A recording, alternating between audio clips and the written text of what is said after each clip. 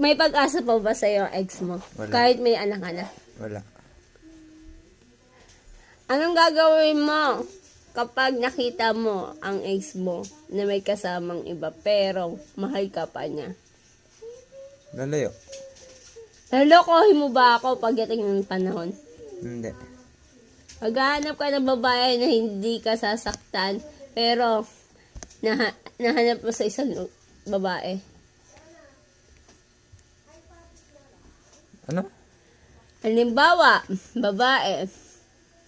Ako, hindi ko nabibigay sa yung gusto mo. Maghahanap ka pa ba ng ibang babae? Hindi.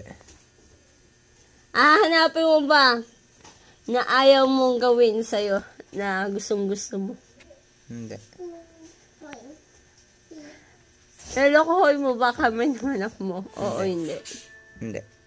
Mahal mo ba